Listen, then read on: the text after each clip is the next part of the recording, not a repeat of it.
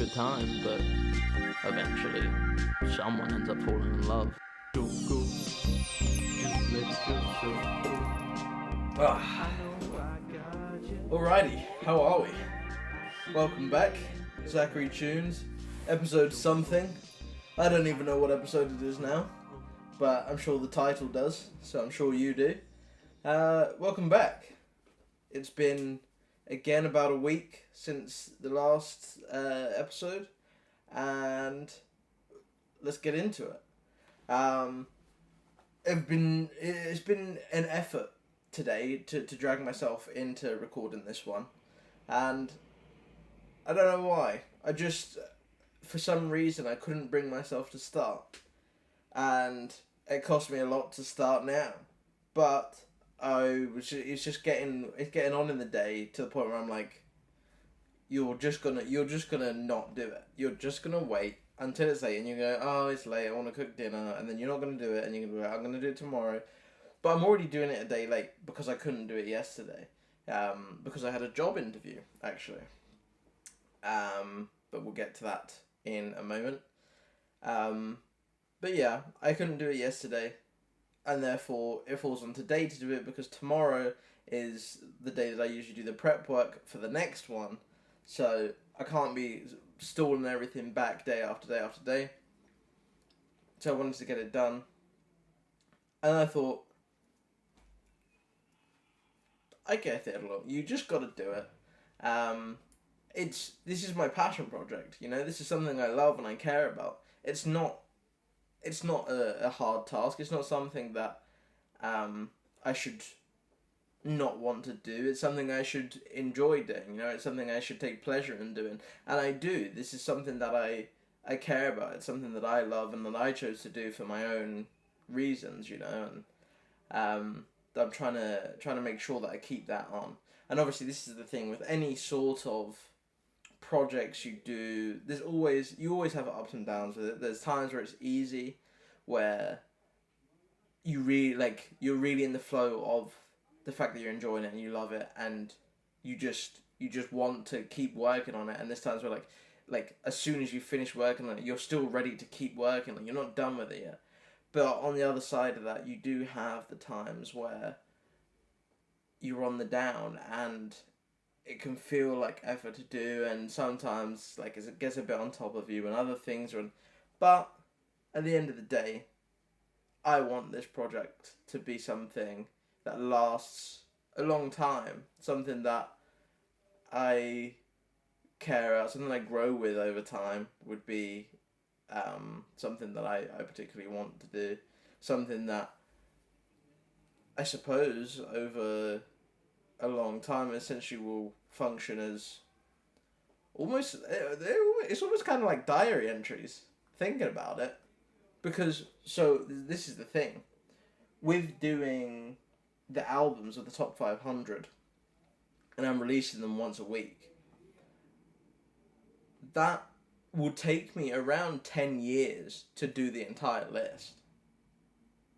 So, assuming that I do get to the end of it, which I plan to, that will be a good amount of time of my life to see some changes and document, you know, my life in general. Alongside, obviously, the actual point of this podcast being the learning about new music and going through and exploring some of the music. Thinking about that, actually, the fact that it's going to take me 10 years, they're probably going to update this during that time.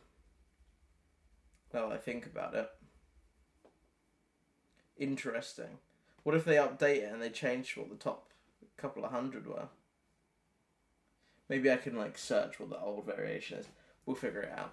We'll cross that bridge when we get to it. We are not anywhere close to that bridge, so I think we're okay for now. But until that point, I think it'll be interesting. I think it would be very cool for reflection. And also, I really like the idea, again, I think in the last one, maybe the one before that, I spoke heavily and directly to my nephew. And thinking about it, I really hope, touch wood, that I get to have kids of my own. And if I do, these would be, I don't know, possibly something interesting for them to watch through. Something to remember / get to know their dad or their whoever through. That's the one thing that I love about like YouTube and content creation and stuff like that, is you really can connect with not only like people close to you, not only family, not only that kind of thing, but you can connect to anyone.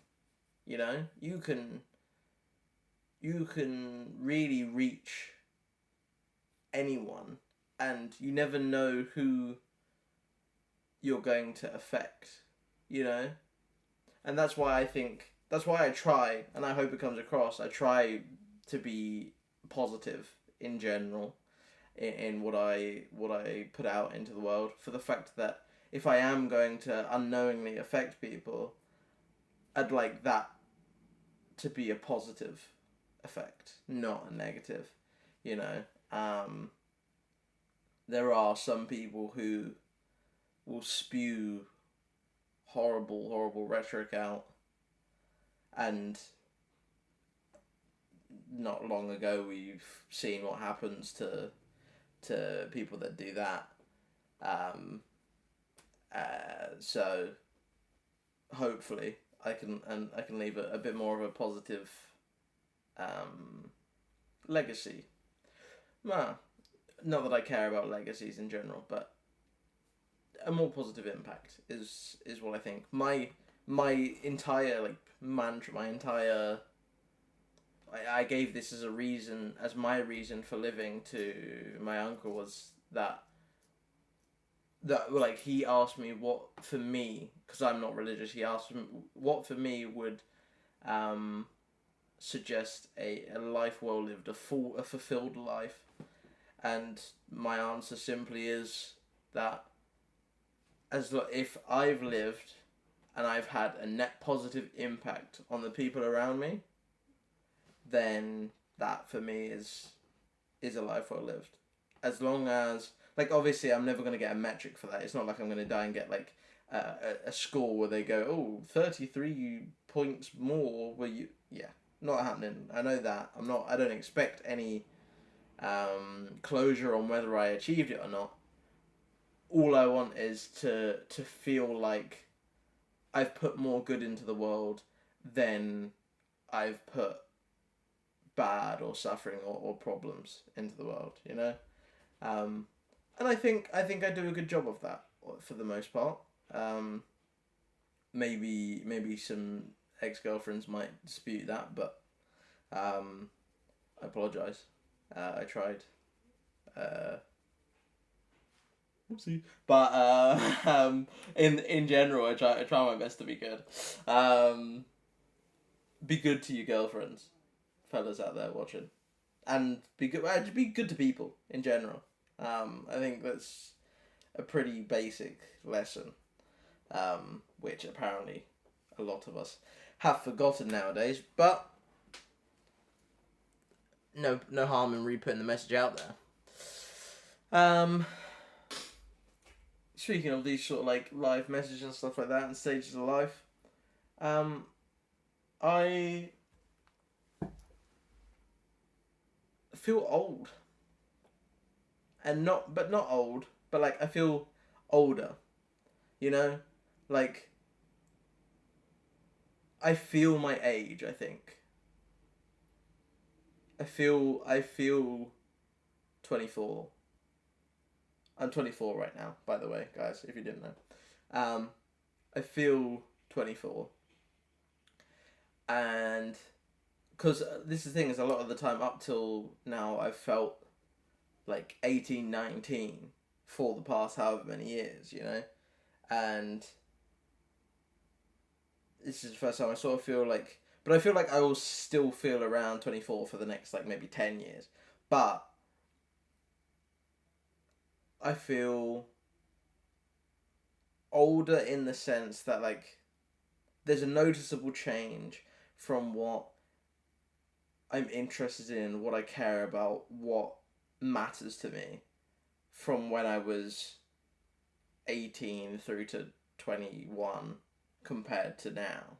You know, I, like, 18-year-old me, would have called 24-year-old me the most boring bastard on this planet. And he would have had reason. He wouldn't be wrong. But I enjoy what I do. I have fun with what I do, how I exist, even if that is talking to a camera, playing chess, and reading books for the most part. I found myself out at an event sort of bar thing going on yesterday for the first time in God knows how long. Purely because my housemate was like, "Hey, there's an event going on tonight. You want to come?"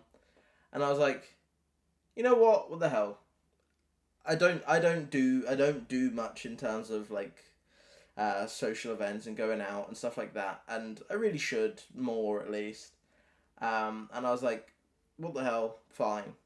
I had frisbee last night. I had training, but I was like, "No, I'll go." And I also had a really bad stomach yesterday, but then I finished training, and I was like, "Oh, I want to get in bed and read a book and go to sleep." And I was like, "Who are you? Who are you?"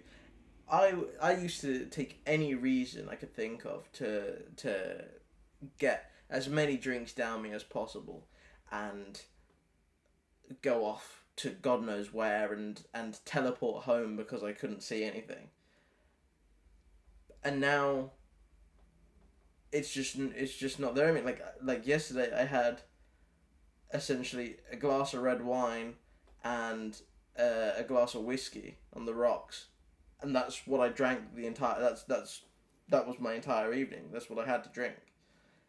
That is unheard of for me. Like, I would have had a bottle of amaretto to start, to just to ease myself in, and then I would have got onto the hard stuff. That was what my usual was. So now, being someone who literally, I went there and I had one drink while I was out. I had some of the red wine at home, and then I had a drink while I was out, and that was my evening.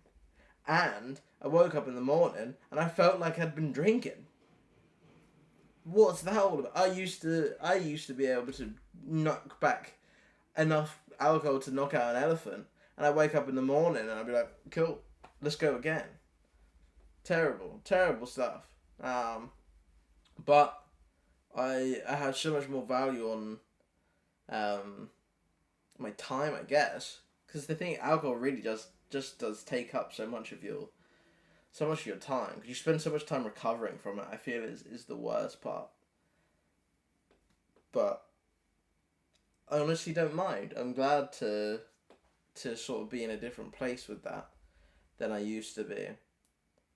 That doesn't, however, mean that I don't still enjoy it. I had fun last night, and you know what I really had fun with, especially, was that's the first time in a while that I've like gone out into like it's the first time in a long while that I've gone out into like a partying atmosphere where people are sort of like dressed themselves up a little bit and are out trying to make like social interactions essentially. For example, like I've made friends at Frisbee, but my primary intention there was to play the sport, and it's cool that I've made some friends, and I like that, and but the pressure's off there. Whereas it feels different in a social aspect in that way. But what I like to say is, like, it's been a long time since I've spoken to anyone of the opposite gender intentionally. I say that my housemate is of the opposite gender, but like, You know, like when you know that look somebody gives you with like you can see like there's that slight interest, you know, that slight little bit of interest, and you have a sort of like a little bit of flirty rhetoric going on, and you can sort of get that vibe or whatever. It's been a good while since I've experienced that, and I think it felt cooler because I don't I don't look for it, I don't chase it, I don't. If anything, I actively avoid it. I I'm really not mentally in a place where I would like to be with anyone at the moment. I'm very happy as is. I'm actually really enjoying being me by myself, which saying out loud feels great actually. I'm very happy to hear myself say that because a lot of the time I've not felt that, and I think a lot of people will understand that. I feel like a lot of people will understand sometimes it's quite hard to be by yourself. It's hard to feel, especially here where I'm in Spain and I don't have many of the people close to me around me. Like I can feel lonely, and there are times where I get to feel lonely, but it's not bad. Sometimes it's quiet and it's just me, and I think, okay, cool, let's play some chess, you know, let's play some whatever. Um, I've got to have a big shout out to the boys back home, like Ginge, Luke, Matt, Jay. I've got to shout out to those guys. I miss them. I really do. I really miss them. I think I'm gonna move home in January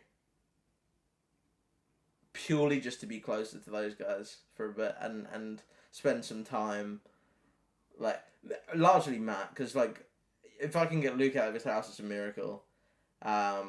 Jay has moved away now. Ginge lives a mile away, so it's mostly Matt, to be honest.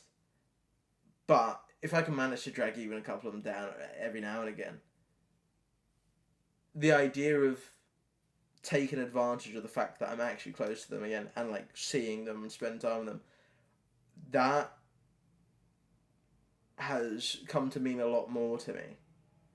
I did take it for granted. I took for granted that like they were around, and like yeah, they're my boys and I can see them or whatever, but like, you know, they're doing their thing. Like Matt, he's got a fiance and he's just bought a house. Like his life's going, you know, all of their lives are going, and I mean that sounds like a stupid thing to say, but an obvious thing to say, but that's how it is, and I want to take advantage of the time that I have with these guys while we're still young. Like this is the thing. It's like Matt. Like I said, house, fiance plus house. That means children. They're coming. They're coming. I know they are. Sorry, Charlie, if you've got to carry them because you poor bitch. But hey, you chose Matt, so that's your fault. And no one can save you with that. But my point is, he's gonna have kids. Everyone knows once you've had kids, you've got a lot less time on your hands. It's not that you just disappear or die or whatever. Like you can still do things, of course, but it becomes infinitely more hard, and you've got different priorities. Like you have an entire human to look after, if not multiple. So while I can see them and spend time with them in like a more free liberal sense, I'd like to make the most out of that, you know. So I do want to come back and see him, but and a second shout actually, my housemate Greta. I gotta say, what a gangster! what a genuine gangster. Because this is the thing as well. Like I can get lonely here or whatever, and like, as much as like I feel cool with myself and I'm enjoying my time by myself, it's nice that, like, I don't know. She is a gangster. Like, she'll message me. She'll drop me a message, or she'll like be like, "Oi, when are you done doing whatever?" Normally I'm recording or I'm playing Xbox or something, and she'll be like, "When are you done doing that so we can watch Sex and the City?" And very much been enjoying that show, by the way. Not that I agree with a lot of the stuff going on in it, but I really enjoy the show. And I love to watch things with people. And she's very similar to me in that case, because she's watched Sex and the City before, I haven't, and she's one of those people, right, where when like there's a plot twist coming up, right, you're both watching the TV. And she'll just sit there and stare at you until the plot twist happens. And I love it. It's funny. Because I get that. Because I try to be subtle about it. She's not even remotely subtle. Like, she'll, like, full body turn towards you, and I love it. But I love when I'm watching something with someone that I know what's about to happen. I like sneakily, I want to know how they react to it, you know? I want to see the reaction. So I feel that. And I love watching things with people. So there's definitely some things that I'm gonna drag her through next. I know exactly. Dragging her through once we're done with Sex and the City, we're gonna watch The Good Place. Shout out Catherine for putting me on for The Good Place, because again, I mean, Catherine put me on so many. What an absolute gangster again. She's put me on so many good shows, so many good songs, so many good, just gangster. She put me on with The Good Place, and what a show! What a show! And I'm very excited to see her reaction to the various twists in that. So that would be interesting. But yeah, so as a mix of being a lot more happy in myself and by myself, as well as being connected with the boys through like Xbox, we like make time for each other. We're starting a D&D campaign. Dungeons and yes. Do you know how long I've been waiting to like get into Dungeons and Dragons? Right. I've wanted to do it for so long, because it just seems it's right down my alley. It's like it's everything about Dungeons and Dragons is just me all over. You know, that's just my entire vibe. And I really want to be a DM.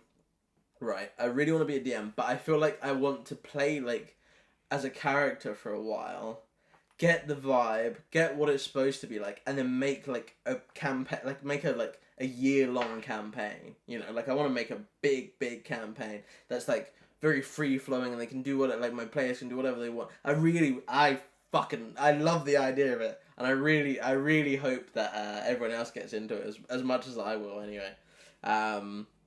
We had a session, like, we're trying to do it every Sunday. We had a session where we just like all made our characters together. I'm a wood elf named Darquavius Birch, and I'm so excited. I'm so ready. I'm so ready to go on my elven adventures. Hell yeah! If anyone's watched Freerun, like, my inspiration largely was off of Freerun. I had just finished rewatching Freerun, so I was like, wow, beautiful. Also, that show essentially is like just a D&D show, which also explains why I had such intentions to play it. I'm just glad that everyone's finally like on board and ready to go. So maybe I'll give you updates about what we get up to on the campaign. That'd be interesting.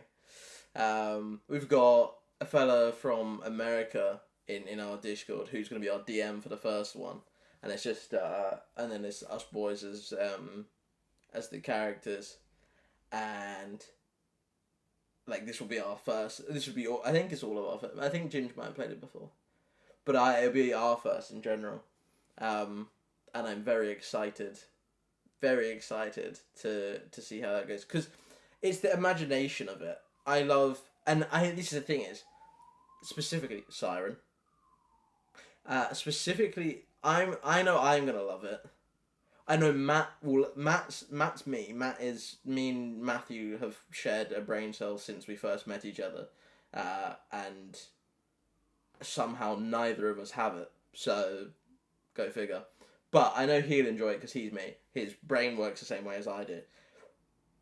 I'm more interested to see how Jay gets it because Jay's into it and I'm fucking with it and I like the way he goes and I'm intrigued to see what he does. But mainly it's Luke because Luke when we were creating our characters, right? I could feel him getting more into it as he went. He's not delved quite in yet. Like he's not really gone for like making the backstory or caring too much about that kind of stuff. However, I feel like once we start playing, once we start like getting into it and being like a bit contrary and finding certain things, I feel like once he gets into it, it will be like a black hole for him as well. Because he's a fucking massive Elden Ring player. Like he's got a bunch of Elden Ring content out. He's a monster on that game, to be fair to him. But he loves Elden Ring. Elden Ring's basically just Dungeons and Dragons for Souls players, you know what I mean? Like, it's the same fucking deal, right? You know, like, come on now. So, yeah, I gotta say, I'm very much, if you couldn't tell, I'm very much excited. Does that make me a gigantic nerd? I've always been a gigantic nerd. So, yeah. I did get called a nerd for it yesterday. At the party that I was... Did I even finish my train of thought with that? I think I sort of just yapped and have been yapping since. But I went to a party yesterday. And it was like... it was a beer pong tournament. Is what it was supposed to be. It was a free beer pong tournament. And I went there. I met an actor who was in... he's in a show, a film, and he showed me like this picture of him because I was talking about Colombians, and he showed me this picture of him in an advert with Sofia Vergara. What's her name? Vergara. You know the very very famous lady in Modern Family. Her. Showed me a picture of them two in an advert together, and I was like, that's a strange, like, so now, whoa, I've got like 1 degree of separation from Sofia Vergara. Hell yeah. Ha! I'll get him to introduce me. But yeah, no, anyway, so met that guy. That was interesting, and sort of yapped with him for a bit. Then, like, was looking around, trying to find Greta. Couldn't. Eventually, like, I was stood at the bar taking sips out of my whiskey, and I looked at the girl next to me, and I was like, "Oh, girl next to me dancing is Greta." And I was like, "Oh, okay, hi." And then after that, we sort of hung out, met a couple of her friends, all really cool people. Met a Scottish fella. It was his birthday. Happy birthday, fella, for yesterday. I think it was his 21st birthday. I have forgotten his name. I don't even think I actually asked him for his name. I don't think I ever asked him. I did, however, punch him 21 times, as you do, because nobody here is going to give him birthday beats. So that fell on me as my duty to enact the divine punishment that is birthday beats. So yeah, that was a thing. But yeah, social interaction, and I did that, you know. We then after that at about like 3 o'clock, I think it was, we walked home, got a slice of pizza, and watched an episode of Sex and the City, and went to bed. Pretty good end to the night. I got to say. Speaking of actors, I watched a short film yesterday or the day before yesterday that really, it really touched me. I don't even know where to begin talking about it, but it is one of the best pieces of media I've seen surrounding abortion ever. I think it's plenty fair to say. I've been around my fair share of people who've had abortions. I myself and an ex-girlfriend of mine, we had, I say we had, obviously, largely she had, because she's the lady that had to deal with it all, but complications with the pregnancy. And this short film really, despite having whatever, experience that I've had with it, and knowing a vast amount scientifically about it, and caring about it, and very much being pro-choice. I would love everyone to be able to make their own decisions with their bodies, all this. As much as I can say all this as a man, there's not much you can do about feeling it. It's hard to be truly empathetic when you can't know what that's like. And this short film is one of the best things I've seen for explaining just how fucking the feelings involved in it, you know, discussing this. I can't even begin to describe it. You simply have to watch it.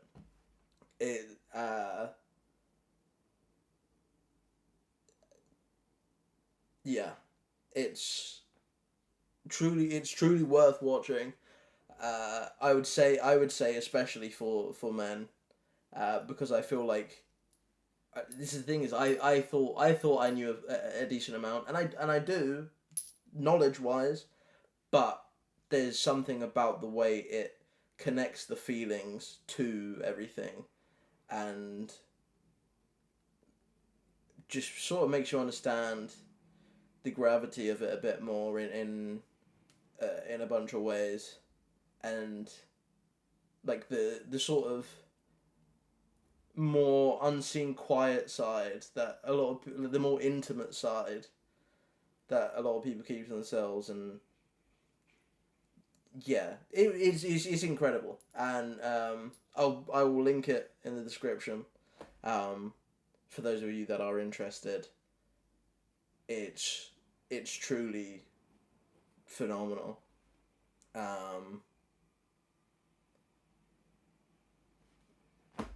Go watch it. By the point this is out, I think it's being voted for I don't know if it's an award or a something, some sort of this is like the Boundless Film or Short Film Festival, something like that. I think by the time this episode comes out, the voting will be over and done. So hopefully I can turn around and say that they won. But regardless of the voting, I think it's just worth watching. I think it's for me personally, I reckon that should be shown in schools. I think that should be shown. I feel like it should be mandatory. Seems extreme to say, but honestly, mandatory for teenage boys to watch. I think that would do a lot of good for a lot of people, and maybe stop a lot of stupid boys from saying stupid things or being a lot more careless than they should be. Anyway, watch it, and Let me know. Let me know what you think afterwards. Let me know if it had the same effect on you as it did to me. On the side of that, I'm warm. I'm very warm. And for you. And very for you.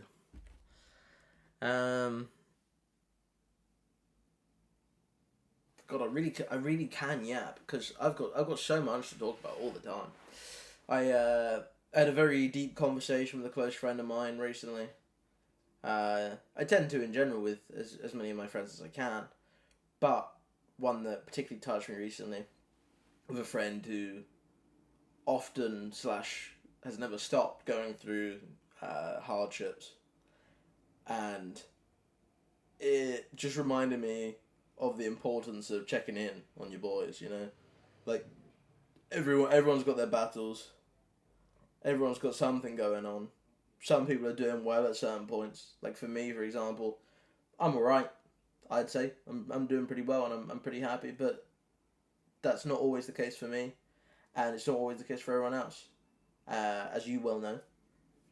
So do yourself a favor. Do me a favor. If you just think it's been a while since you talked to somebody, you think they've been a bit quiet recently, or you don't really know what's going on with them, or you just not caught up in a while, whatever it may be, or maybe you have. Who cares? Even if you have, go check in on someone. Give them a message like, hey, how you doing? And really put in the effort and just see what they got going on in their life, because sometimes that conversation can lead into something that they didn't know that they needed to talk about, and something that can maybe help alleviate themselves of some sort of stress or some sort of problem. Obviously, I'm not saying be annoyingly pushy, but just remember that people that you care about are going through things, and it's important to try and be there for them if you can. Largely, I'm talking to myself here. I'm horrible at keeping in touch with people. I barely speak to anyone. But when I speak to people, I try to connect. I try to make sure that I'm present, I'm there, and I show that, hey, look, I might not be texting you every 2 seconds of the day. However, if you turn around and go, I want to talk to him, you will come to me, and you know that I'll give you my full attention and I'll be there for you. That's what I aim for, and I think the more of us that can do that for each other, the better in general. I think that's how good relationships are formed. That's how people stay alive. I think that's how we stay out of trouble when it comes to mental health, largely, is talking about things, which is very hypocritical coming from me, because ask anyone, I'm horrible at talking about my feelings. I do try, but I struggle to articulate them sometimes, and that's okay. That is okay. If you struggle to articulate your feelings, that's fine, but try. Give it a go, People care about you, so let them in, maybe. I don't know. On the subject of mental health, the one thing I've noticed has been a draining effect on mine is that I've stopped going to the gym for the past 2 weeks now, I think, because I've been more going frisbee and sort of focused on that. But obviously then that's only Monday, Wednesday, so the rest of the week I'm not as physically active as I was. And there's notable effect in my mental health, in it affects how I eat, the way I view myself, how I feel, and I also feel lazy more often now, in this past 2 weeks, because I'm like, this is the thing, is like, where, for example, trying to make myself do this today took me a while to get into it, and I spent like a couple hours procrastinating, but in the house and not doing anything. Whereas before, if I was like, no, I don't want to do this now, I could go to the gym and bump out a workout, and then come home, get in the shower, and be like, okay, well, now I have to do it now because I don't have time for it. And I would do it, and rather than it being procrastination and doing nothing, I would have gone to the gym, and I would have done something productive for myself. And I think that really does have a big effect on me. And I think that's pushed me towards going back to the gym, which I think I'll probably start up again this week, because I do miss it. I really do miss it. I felt good when I was working out, and I miss it. I want to feel strong, I didn't realize how much I loved the gym. I thought it was more that I just wanted to do physical activity. And the thing is I adore frisbee. I love frisbee, and I'm glad that I found my way back to it, because I really do love it. But I feel like I need the gym as well. I need both. I want to do both. Is where I'm at with that, for sure. I realised I never followed up on the fact that I said I had a job interview yesterday. I did have one of those, and it went okay. It was pretty short and sweet. My lack of experience here in Spain obviously is hard to sell myself on, but I literally said to her, I was like, essentially, I am happy to get on with whatever, like, I am a bartender in general, but I'm aware that things function differently here, and I'd be happy to do whatever to just see how things are, and pick it up as I go. And so she told me she would basically essentially give us a call whenever something pops up, if they need like hands, maybe for like events and stuff like that, just to like basically do like the run around stuff, like run around, fill stuff up, grab empties, fill, like clean stuff, all that kind of just like an extra spare pair of hands. I'm okay with that. I will do anything. I am not too big or too self-important to not do any job. Anything will pay me, will do. I don't have pride in that sort of way. I wouldn't even call that pride. I call it ego. I don't have that sort of ego. I will do a job and I'll do it well. Is my idea. And I'll earn the money whatever I get. So it's a positive. It means that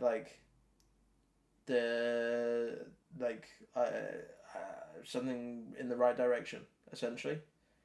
So I'm pretty happy with that. I'm pretty happy with the outcome of that. Pretty happy with my content at the moment. Pretty happy with Frisbee. Pretty happy with myself. In general, I'm pretty happy. And again, it makes me happy to hear myself say that. I don't know why, but if you can see, it's costing me. It's taking me a little bit more to speak right now. I don't know why, but my brain is trying to swap into Spanish. My brain is starting to think in Spanish right now, and that's strange. I don't know why. It's normally I choose to swap, and I don't know why it's just deciding for me. It's gone, pues ahora estamos hablando en español y pues no sé qué me quiere decir, pero creo que necesitamos empezar con pues escuchando las canciones y cosas así, ¿vale? Entonces,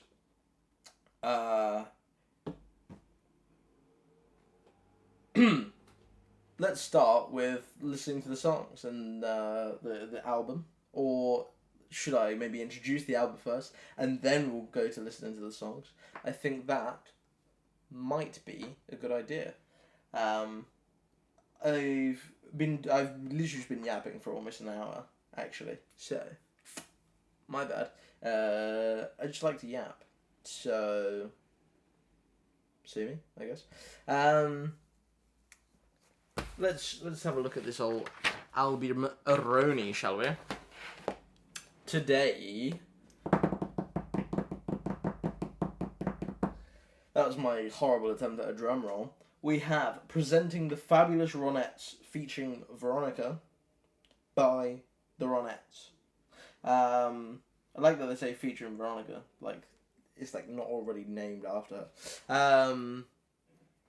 But yes, that's what we have. Album 494 of the top 500, and their name immediately rung bells to me, and I was like, I know they're famous. I know that's a very famous name. And I couldn't think for why. Then there's one song in there that I heard.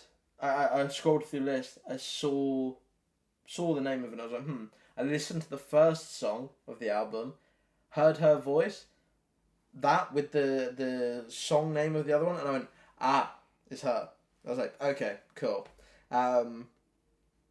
Now, they had potential to be massive. These guys. And I found out through my very detailed research, Wikipedia, that essentially they got completely stifled or completely stopped by Veronica, the main lady. Her new husband, like, so as they started going on, their manager, she ended up marrying him. He essentially thwarted their growth because he didn't want them getting too big. He didn't want them getting bigger than him in terms of that, because he's did he have his own record label, or was he just a manager? I think he had his own label. But he wanted to stop them getting too big and stop, like, Veronica from getting too big, which is wild. Straight up, like, Veronica, for me, like, for example, this is like, I'm comparing her here to like Shaka Khan, for example. Shaka Khan, for me, her voice is like leagues above for me.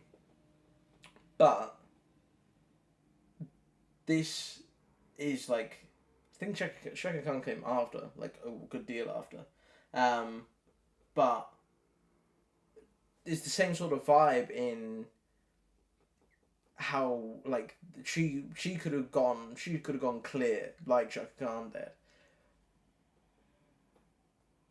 but got stopped in her tracks for, what is it, jealousy, pride, misogyny,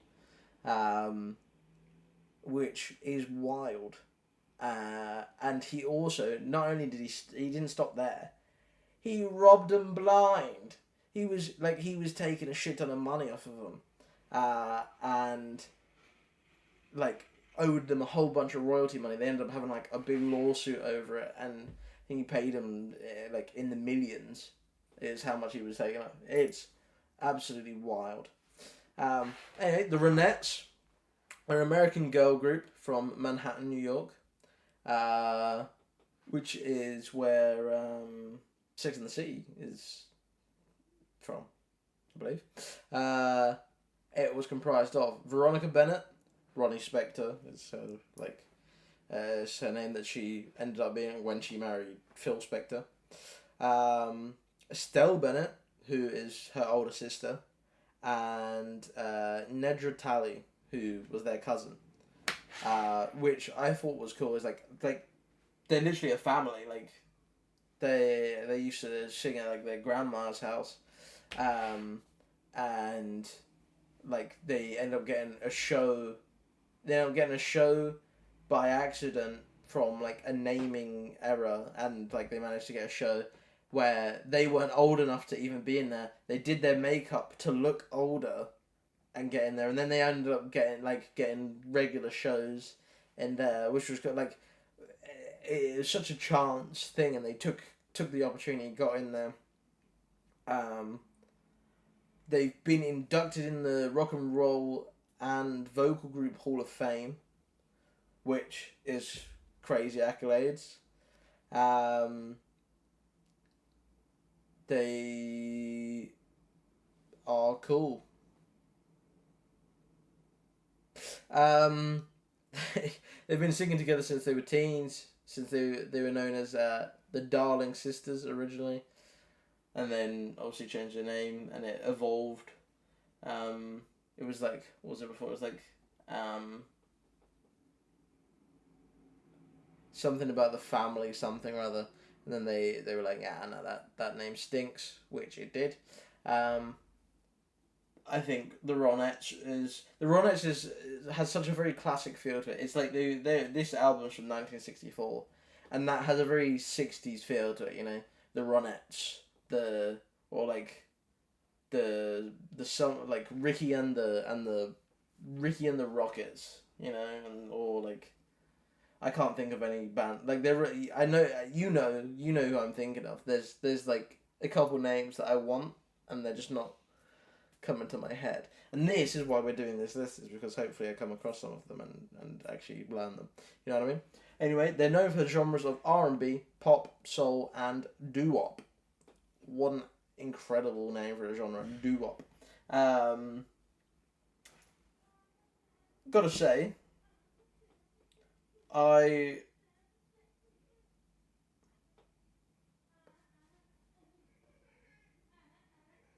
Sorry, strange noises going outside my window. Yeah, I gotta say, I originally thought they were way bigger because like I was sure I'd heard way more about them, but obviously that was before I knew of Phil Spector giving them the axe and making sure they didn't achieve their full potential. That makes me think of a lyric from a Dave song, "How I Met My Ex." And I can't remember the exact lyric, so I'm not gonna say. But it's like when he's talking about like men essentially, like what is it? Men like crushing their girlfriends because they're insecure essentially, and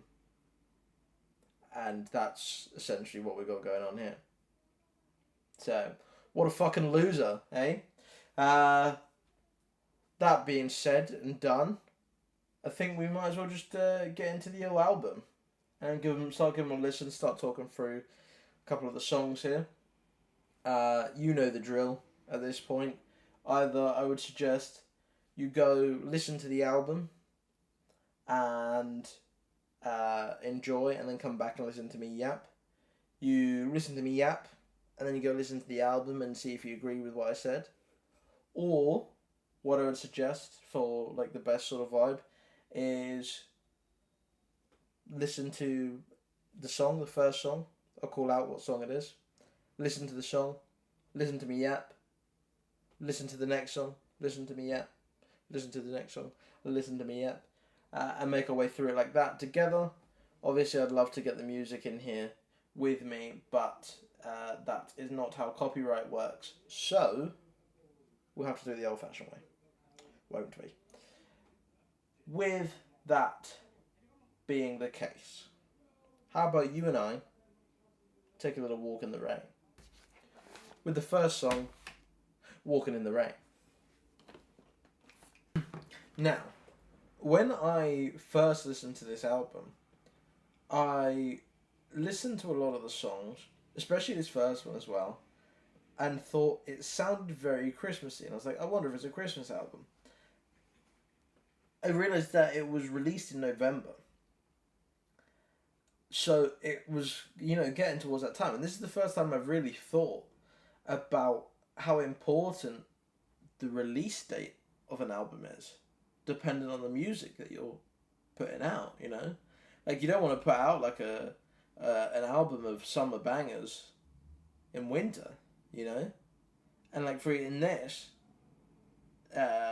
song, and I feel like in a lot of the others as well, there is the presence of like, I don't know how else to explain them than jingle bells, but bells being played in the music, and everything has this very Christmassy feel. The first thing I thought when I listened to this song was that I originally believed that it might have been in Home Alone, or it's not, but it sounds like the music that is in Home Alone. You know, it makes me think like New York Christmas. It makes me think old American film Christmas is what it makes me think. It makes me think like, I say old. It makes me think like 2000s American film Christmas time.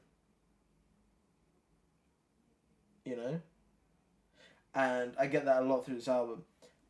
So if you're feeling Christmassy, this is the album for you.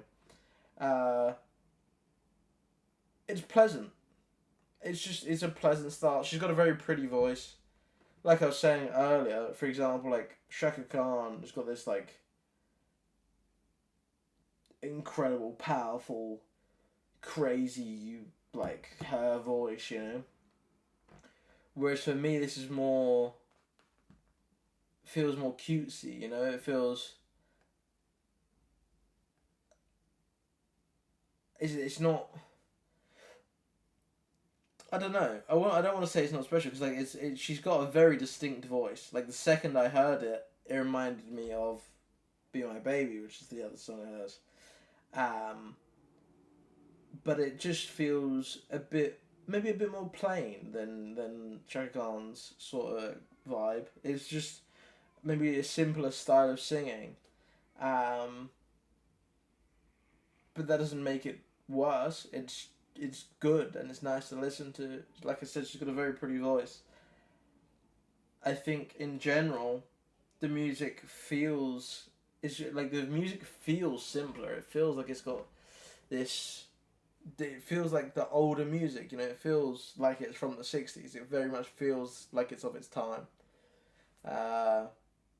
Which I think is interesting. That was another thing. It's interesting how much music has changed over the short amount of years, really, that it's been such a, like, between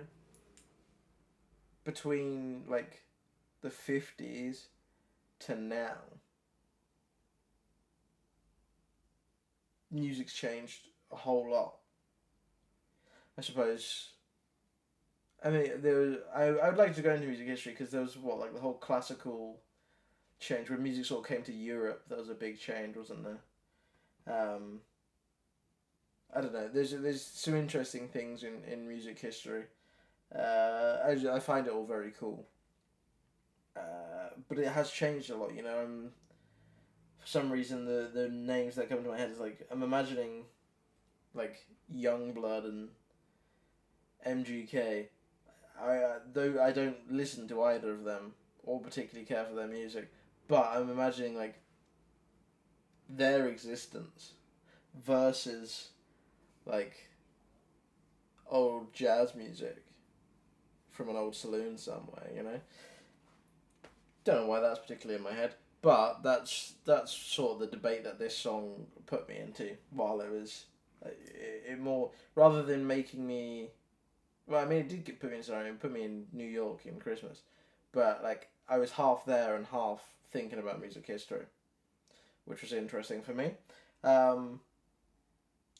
Either way, I think it's a nice song. Fairly chill entrance to an album. Pretty sweet song. Not much to complain about, to be honest. Pretty decent. Pretty alright. You know? My brain doesn't feel like it's working right now. I feel something. Don't know what it is. Do I Love You? Got You. That's the name of the second song. And that's what we're going to listen to now. Do I Love You? Okay. Now, I like this song, I think, more than the first one. The first song is nice. This song, I feel, is a better song. In a sense, the backing vocals from the Ronettes, we actually hear something out of them this time. You know, the first song doesn't really feel like they're there that much, you know? And maybe that comes from how used to having backing vocals we are in like nowadays music. But they sort of just blend away, which I suppose is kind of their job. But they're more active in this song, which I like. The band itself sort of seems a bit more lively as well, which I like. And it's got a really nice message for the song, actually. I feel like a lot of the time nowadays we don't get this question in the sense of like, do I really love you? Do I, like, is this love, or are we just like infatuated with each other? Like, are we just, is the sex just really good, you know, like, or is it easy? Is it convenience, you know, or is it, do I really love you, or is there something else? And sometimes it's good to not think too heavy into that. Sometimes you just got to do, you know. But I feel like a lot of the time nowadays, like, it's so easy to get away with a lot of things because people will be in relationships with each other purely for convenience, purely for not wanting to be alone.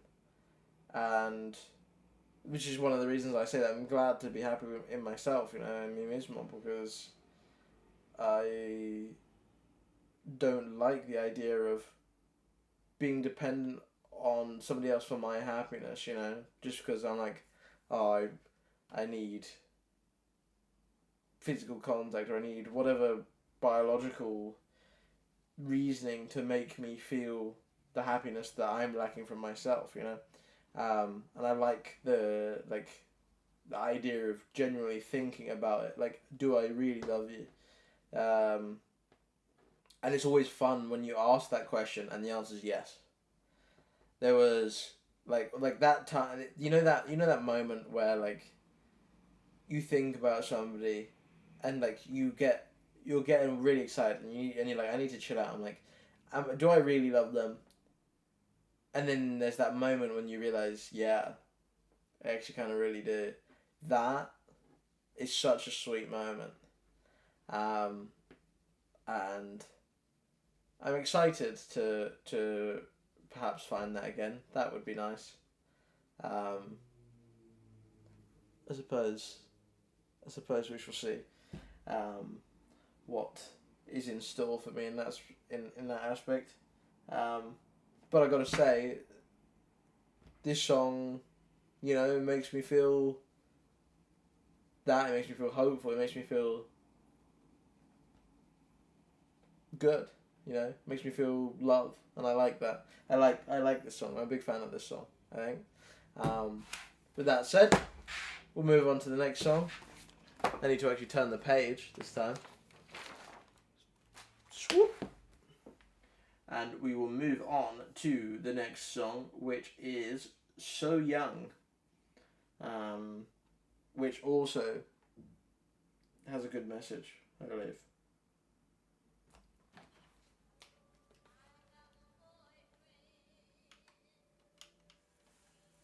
Okay, now, I originally didn't give this one quite the respect it deserves, but I gotta say, actually, the Ronettes, the girls in the background, and they are hitting some notes back there, man. They're sounding angelic. I feel genuinely, you know, like when you have in shows where there's like a chorus of angels when like somebody's like descending and there's the ray of light, their voices, they have the voices that they've used for.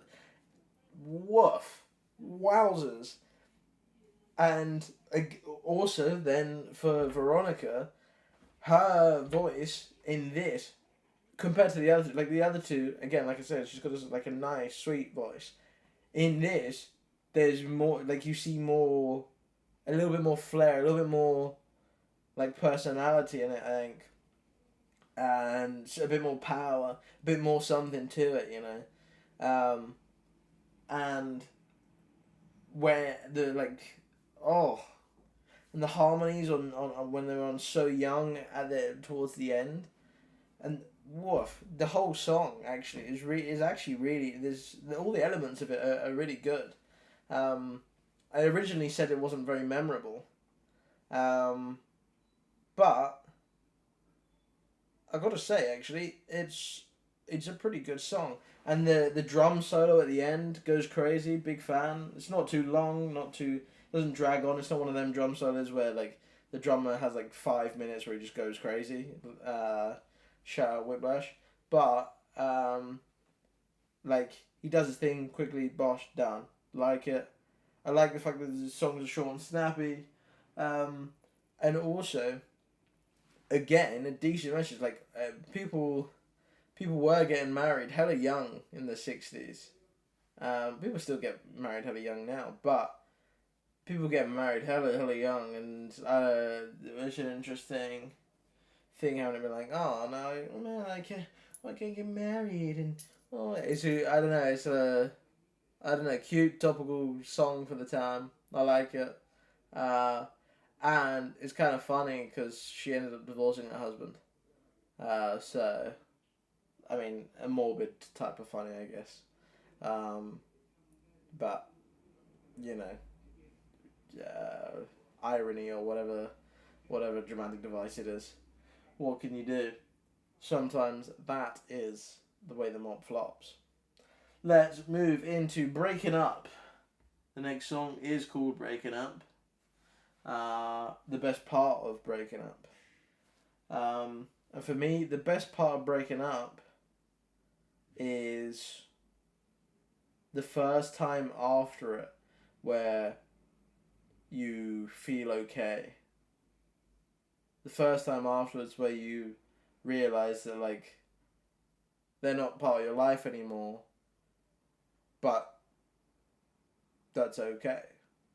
You know, you hope their life's going well,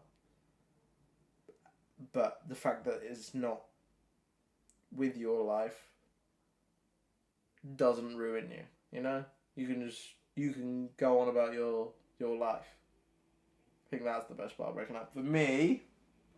Let's give the song a listen to and see what she says. Gotta say, enjoyable song. It's very easy to listen to, and it's one of those. It's a very catchy song. You know, it's very easy to learn. The lyrics are pretty simple and they're pretty repetitive, but obviously it's only it's a 3-minute song. You know, so the repetition doesn't have long enough to get annoying, which I like. I feel like if you're gonna do a repetitive song, it has to be short. You know, so I like that they get that on the right vibe. Make it catchy, important, especially back then because, you know, singles had to be sold. I don't know if they used this as one of the singles, but being catchy is always good for an album. This, for me, obviously they're a Manhattan group. This gives me, like, it's snowing in Manhattan, and I'm in the middle of a rom-com, you know, and it's like it's like a friends with benefits type film, like that film, but that type film. That's what that music gives me. This song is like the anthem for like toxic people, like those toxic partners that just cause arguments for no reason. The people that they just like to fight with a partner. Like if there's not a problem, it's like Carrie in Sex and the City. Sorry, I will go on about it a lot. Whatever goes on in my life tends to come out in how I think a lot, but it is for those toxic guys and girls that like to argue with their partner because they like the passion of it. You guys need help. Find a therapist. Please seek therapy. I've dated one of those before, and it was not fun. I don't know.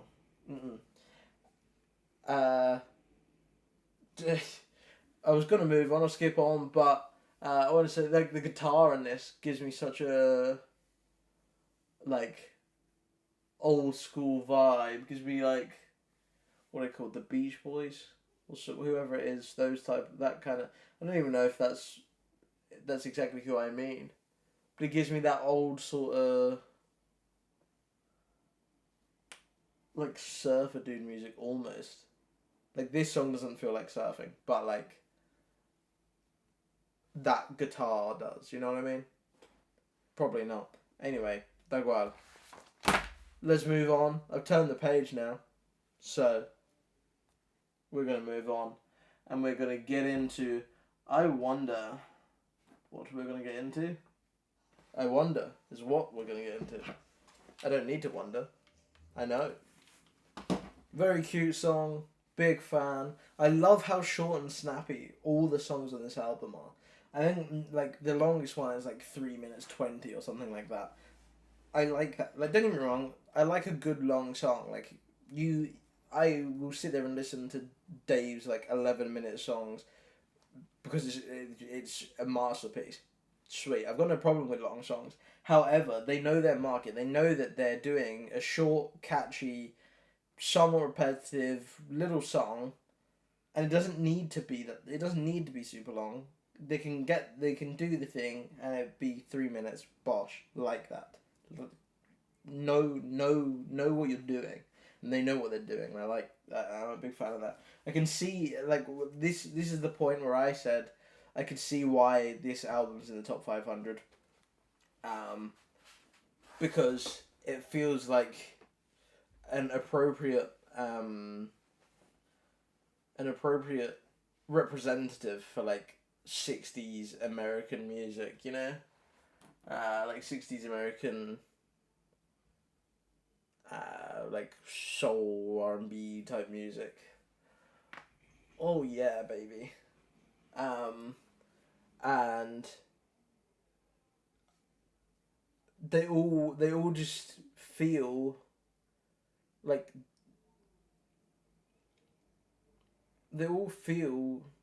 I could see all of these in films, right? Like if you were watching a film, they all feel like the soundtrack of a film. And obviously the music that goes into films is important because that drives a lot of how you feel all the time, you know? And they're good sort of songs that can sink into the background but sort of still drive a feeling, which I like. It's impressive to be able to do that.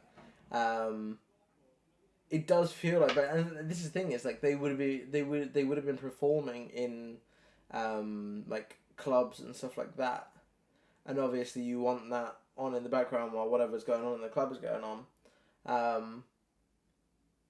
God, how awesome it would have been. I would love to like sit in one of those bars, just walk in and be in one of those bars with one of these sort of performances going on, you know. I need to go listen to some live music. I need to do that more often. And by more often I mean at all. I don't do it at all now, but I need to go listen to live music. I'm gonna see about doing that. I feel like I would enjoy that a lot. Perhaps. Interesting. I've not thought to do that, but I think I would really like that actually. Now that I'm thinking about it. That would be interesting. I also can see how these guys had huge potential to grow. They are fantasy what they do. The backing girls. I'm a big fan of when like the secondary voices drive the song, and then like the main vocalist sort of does her thing over the top for like the chorus part anyway. Where like the secondary voice, the two girls are like wonder who he'll be, and then Veronica's just going crazy over the top of it. I'm always a big fan of stuff like that. So again, another good song. Not one bad song so far. So all pretty just good, decent songs. Nothing too crazy yet. Nothing that's like really hit my heart or anything. Nothing like groundbreaking for me personally. Nothing. This is the thing is like, I get this a lot with sort of older music. It just doesn't feel as memorable to me. You know, they all sort of kind of have a similar vibe, so I sort of, none of them really stick. Obviously, other than like the super mahoosive ones that are that are super famous, because obviously everyone knows it.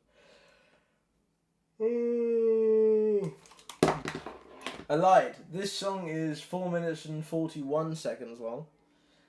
Slightly longer than the rest, but I don't mind it because this song is so very obviously to dance to. And I can so imagine like being in like this. I kind of like, I wish that I could have experienced that sort of thing. Maybe I still should do it nowadays. Maybe I will.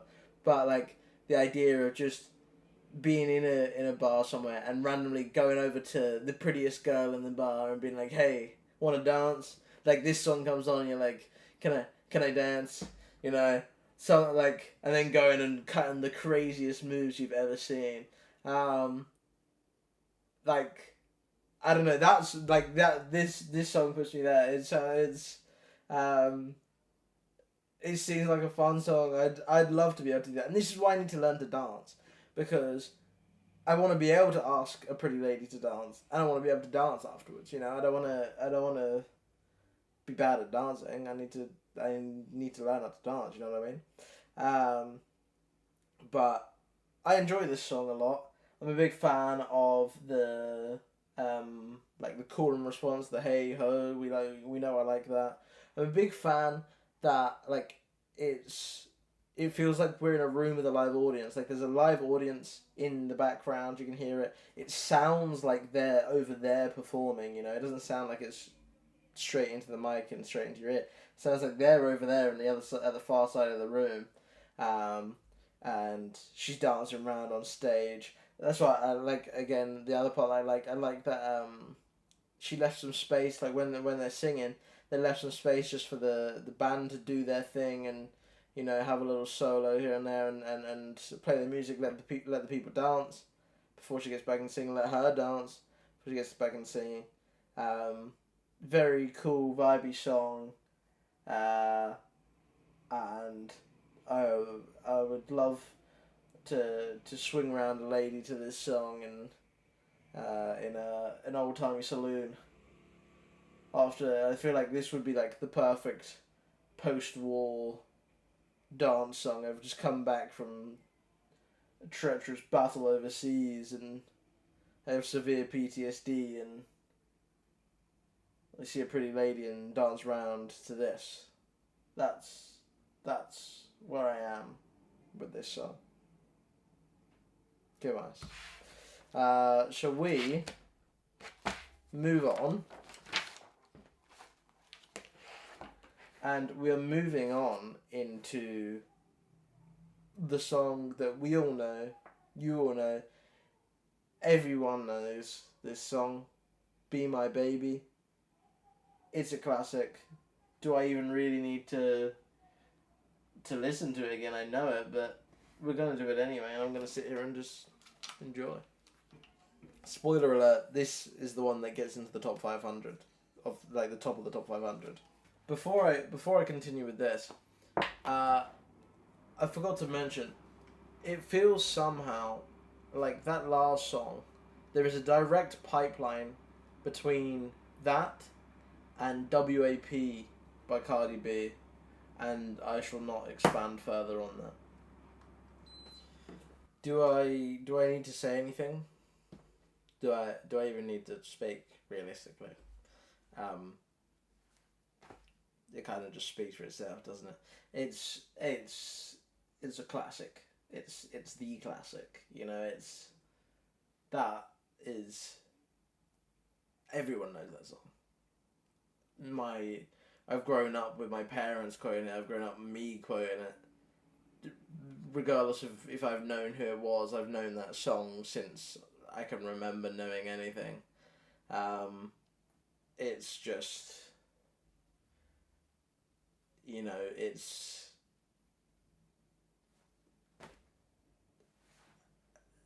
the sheer magnitude of that song, like how well it is. I feel like it's hard not to be biased about how good, like how feeling about how good the song is, because it just has so much meaning behind it now. There's so much value behind it, so much, you know, like almost context that it's got from like the amount of things that it's connected with. It's so much more than just that song now, but it is fantastic. The drummer really goes hard. Towards the end, again, we've got that sort of the secondary voices driving with her going crazy on top, which, like I said 100 times now, you know I like that. Her voice, again, compared to like the start of the album, she feels so much stronger and like much more personality in this song. The band sounds lovely. I just want to twirl around with a special lady to this song. You know what I mean? I wanna look into somebody's eyes, deep into their eyes, look into their soul, and, you know, lose the idea of time and space. You know, that's crazy that we can do that. That we can just look into somebody else's eyes and everything else disappears. God. I am such a little lovesick puppy, aren't I? Well, who knows? Maybe. Oh, that'd be crazy. If my kids are watching this, then hopefully I'm with their mother. Which would mean I found that love that I am missing, you know? Which, it's an interesting thought. Cool.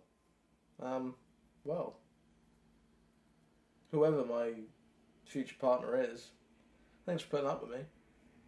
Appreciate it. Love you. Cool. Let's move on to the next song, which is You Baby, my future wife. It's You Baby. You're next. I like that song. Makes me feel special. Makes me feel like she's singing to me, and that it's only me that she wants. Which is cute. Not something I'm particularly accustomed to, being polyamorous or whatnot, but still cute. This made it into my love playlist, because it really, like, it just sings of just pure love. It's just pretty, you know. Everything does sound very Christmassy. It's got the bells, the jingliness to it, and then love a sax solo. Hell yeah. And again, saxophone in a song like this makes me think of Home Alone, but love a sax solo. Come on now, everyone, who doesn't love a sax solo? So yeah, just a pretty and the thing is, to be able to follow Be My Baby is a difficult task, but it does its job. And the backing girls in this, again, are gorgeous. They go underrated, honestly, underappreciated throughout this album, because they're a lot more subtle than, like, a lot of like credited, like if you have like Somebody and the Someones, the backing girls tend to be like a lot more have the, like, for example, in with Boys to Men, for example, there's a lot more stress on everyone's vocal ability, you know? Like, it was, we all can sing crazy. Whereas these girls really do support Veronica, you know? Like, their role is very much more on support. But they do sound gorgeous, you know? Again, not a bad song on this album so far. Everything extremely pleasant to listen to. So, there's nothing to complain about. Let's move on to the next song, Baby I Love You. Gosh. This was the point at which I was like, is this a Christmas album? Or am I tripping? Because everything started feeling so jingly Christmassy, and I was like, and now obviously I've come to the realization that it was released in November. It's got that sort of Yuletide feeling to it, so it makes sense. And we all know I love a love song, and this album is very much love themed, and obviously, so again with like album wholeness, it keeps in theme with that. And it's always nice to hear somebody tell you they love you, you know. And I don't know, it rings of that like 60s romance, and I don't know, there is something about it. I don't know if it's because it's been romanticized so much, but it feels like that old romance was so much stronger almost.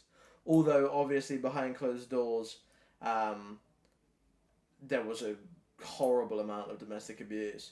So, but it got romanticized a lot to seem like it was a very beautiful thing. So, you know, is it good or bad? I'll let you decide. But it's got that sort of feeling of that kind of romance behind it. And it makes it feel very pretty. It makes you feel... It gives you that rosy, warm feeling, you know? It gives you that... I want to skip down the road and just... Like, nothing in their world matters. I'm just gonna, you know, skip around, have a happy little time. It might be raining outside, but the sun's shining on me. That's where that song puts me, you know? That's where this whole album, honestly, in general, puts me. I gotta say, it's just a very pleasant album to listen to, and it's not crazy long, which again, as I've said, I love. It's pretty good. It's pretty good. Let's get into the next song. How does it feel? Feels pretty good, as I said.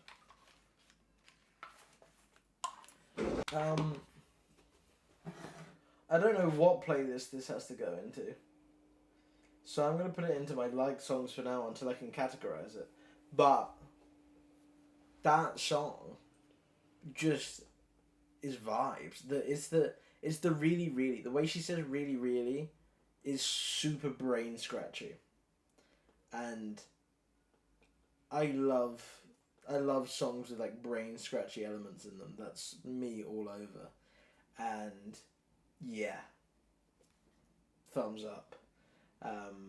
Big thumbs up. I've just realised that I've completely been forgetting to put in my current hyper-fixation songs, haven't I? Oh dearie me. Oh dearie me. Oh dearie me.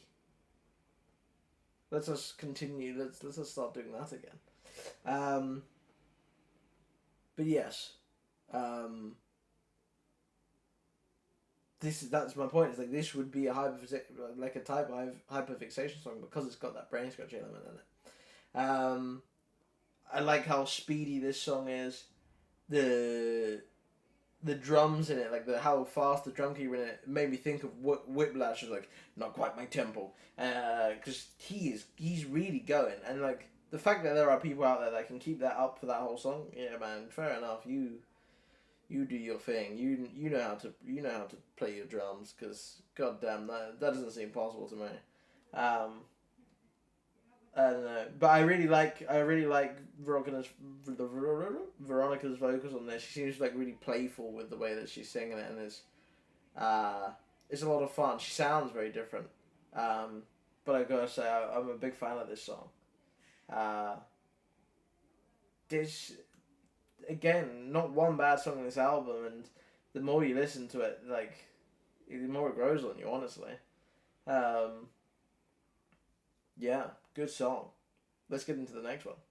When I Saw You. We go from like the fastest song to the slowest song in the album, and you know I like my contrast. And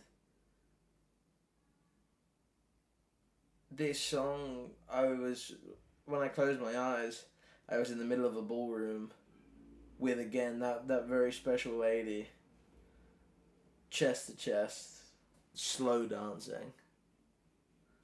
Just, again, in that time beyond time and space, that place beyond time and space,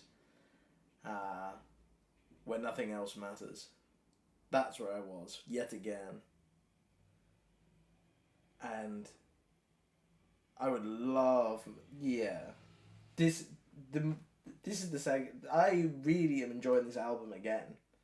I enjoyed it the first time, and I was like, okay, cool, nice. But I'm really, really appreciating it today. Again, this is the second to last song on the album. The last song on the album is also good. There's not a bad song on this album. There is not one bad song on this album. This song here, her voice is beautiful. She's lovely to listen to. It's nice, slow. Yeah. I like that. That was really pretty. And again, not too long. Love that none of the songs drag on too much. I'm a big fan of that. You know, you get your thing over and done with. You know what I mean? No need for all this dragging it on, sort of bollocks. You know. This is that grab a special girl and twirl her around type of song. Yeah, twirl her around slowly. This is like our wedding, slow dance type music. I need to go to a wedding. I say that, I don't need to, because the next wedding that I'm probably going to go to is Matt's. And I need to plan his bachelor party. I'm having ideas right now, actually. I need to plan his bachelor party.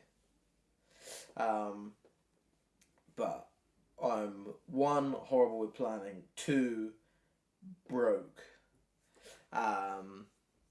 But the one benefit we have is none of us are that type of bachelor party that would like to go like to a strip club or anything boring like that. We like, I'm talking like fantasy nerd shit, like go get some good food somewhere, go do something, like do an experience that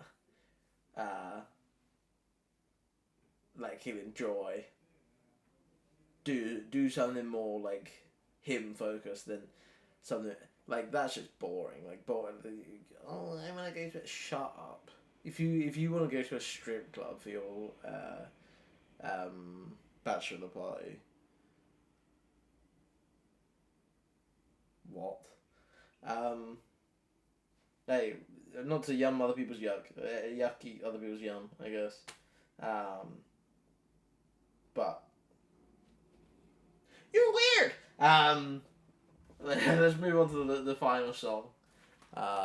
Speaking of getting married, that's what this song's all about, and it makes me want to do that. It makes me excited to go do it. I want to go get married. It says everything like that you want to feel when you're getting married. You want to feel that like excitement about getting married. It's not like, I'm not scared, am I making the right decision? None of that shit. It's just pure excitement of, yay, I'm getting married, you know? And I love that. I did not know that this was the Ronettes.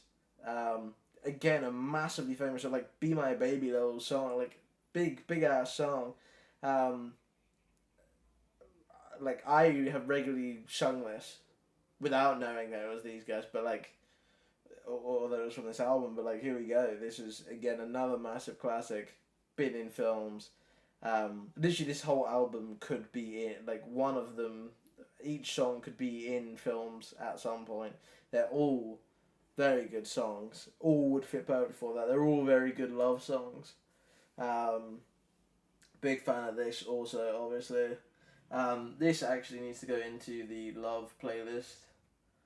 I'm thinking about it. In you go.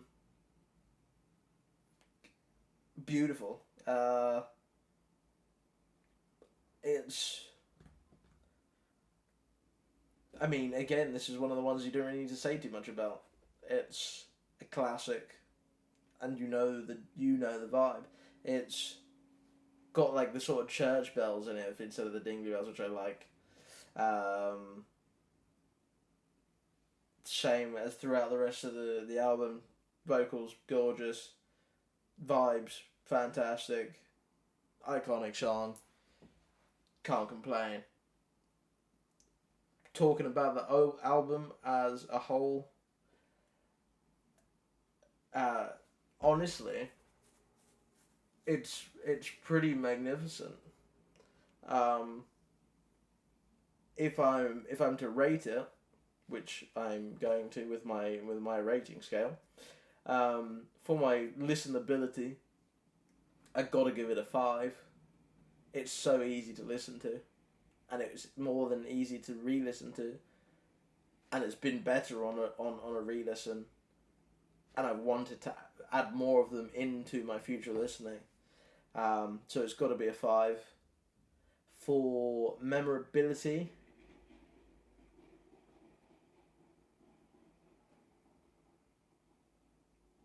I'm going to put it as a 4, purely because the memorability is carried mainly by the big two songs, being Be My Baby and Chapel of Love.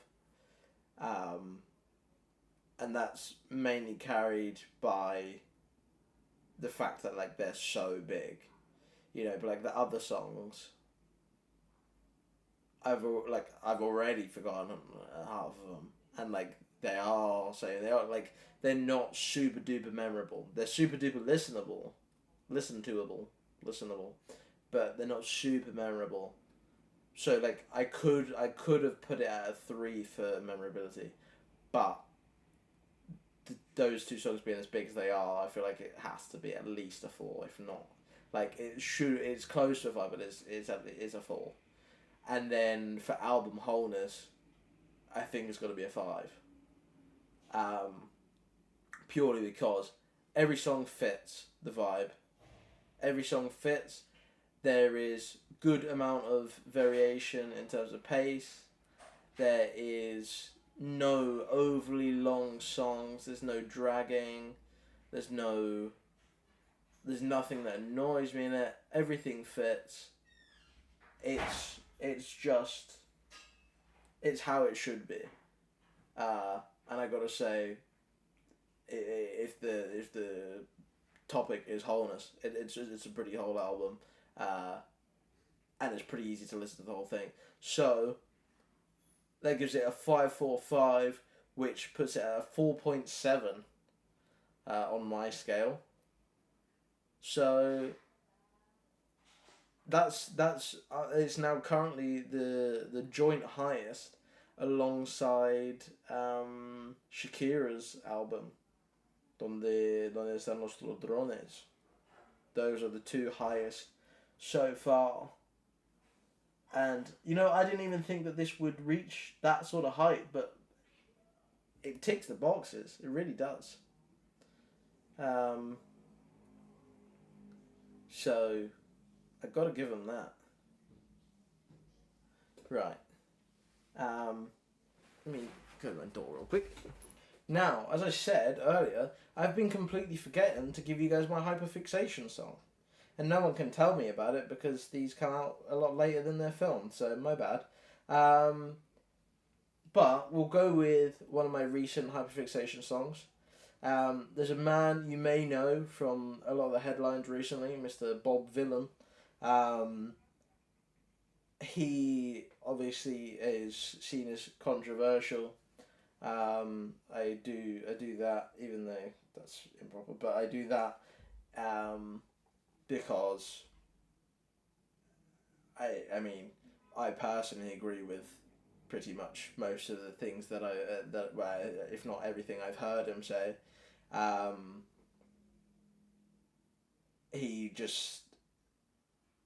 He's rather blunt with a lot of his messages, but nothing he says is particularly radical. Most of it's just, hey, bad things are bad, genocide bad, racism bad, hate speech bad.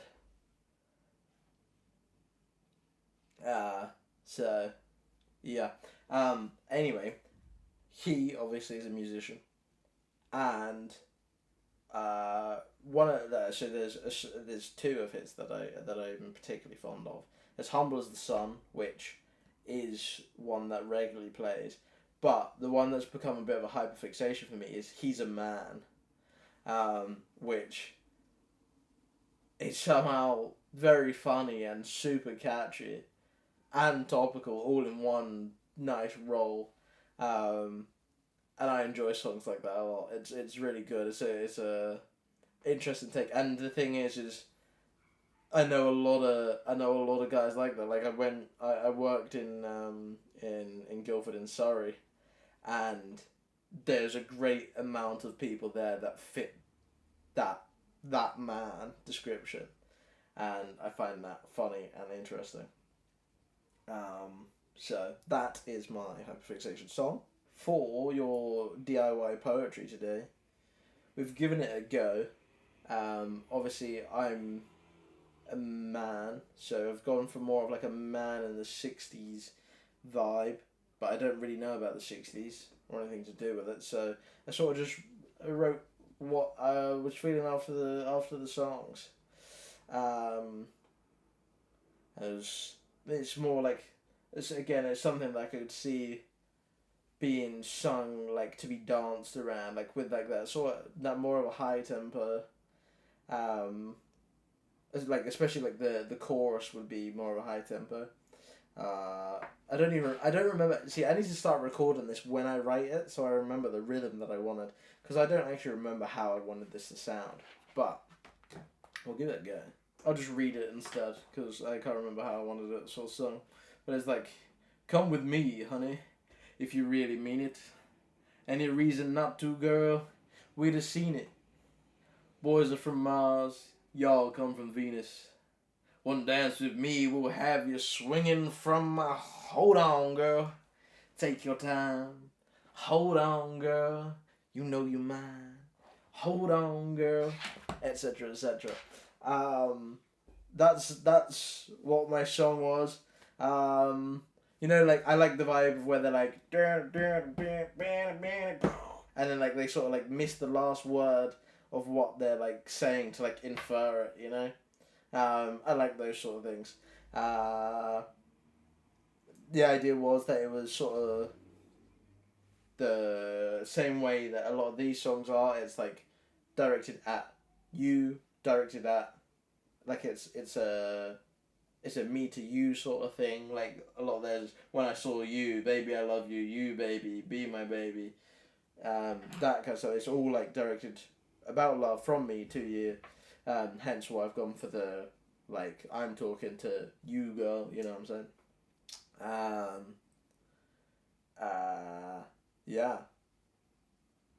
I feel like that could be an interesting, with a lot of more lyrics, obviously. I feel like it could be an interesting, and obviously music and a decent singer. That could be an interesting song. but I don't remember how I wanted it, which is the thing. I need to start recording it when I write the poetry, and then maybe we'll have it slightly better off there. But that pretty much covers all the topics that we have and we usually go over on this here show. Let's have a quick little look, make sure I'm not forgetting any more of the usual things that I want to talk about. If there's anything you guys would like to see, at this point now, I'm pretty much just talking to my sister because I'm pretty sure she said she's going to watch these. So if you're watching these, hey, if there's anything you'd like to see, do let me know. Anyone else want to see things? Let me know. I'm just going to be doing these anyway, regardless. Keep chucking them out. They're sort of turning more into like personal video logs at this point, like little capsules for myself and future generations. But I don't know. That's also kind of cool. And I'm going through the music at the same time, so 2-for-1 deal. But yeah, I guess I'll shut up for now, and either I'll catch you in my chess video tomorrow, or I will catch you next week for another one of these. So, thanks for watching. Thanks for hanging out with me for a while. Thanks for giving me a place to vent and, you know, just say what's on my mind. So, I appreciate you. If no one's told you today, I appreciate you and I'm glad you're around. Take care of yourself and hasta pronto, amigo. Ciao.